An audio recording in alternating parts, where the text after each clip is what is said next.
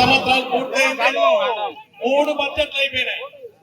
ఇంకా 2 బడ్జెట్లు మాత్రమే ఉన్నాయి.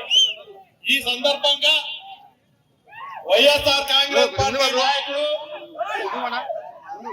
అధ్యక్షుడు చంద్రబాబు వెన్నుపోటుకు 2 ఏళ్లు అనే కార్యక్రమం కింద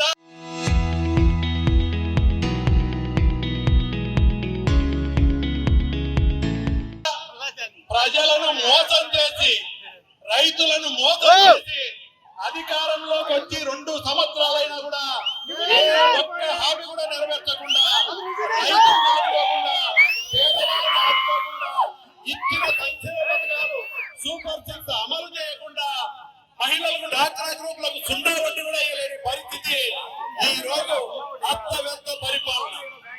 ఆ రోజు ఎన్నికల ముందు వచ్చినారు. ఎందుకు వచ్చినారు ఇవన్నీ? నేను ఒకటే చెప్తున్నా, జగన్మోహన్ రెడ్డి మంచి పరిపాలన అందించినారు. తెలుగుదేశం పార్టీ జగన్మోహన్ రెడ్డిని ఎదిరించి గెలుపొందాలంటే సాధ్యం కాదని పవన్ కళ్యాణ్ కలుపుకున్నారు.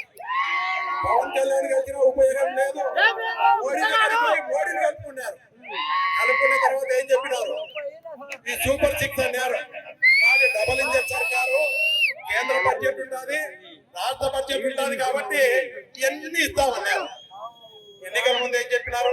జగన్మోహన్ రెడ్డి ఆ రోజు నవరత్నాలు అన్నాడు. ఆ రోజు చూసాము అమ్మఒడి, ఆసరా కింద రుణమాఫీ, డాక్రా గ్రూపులకు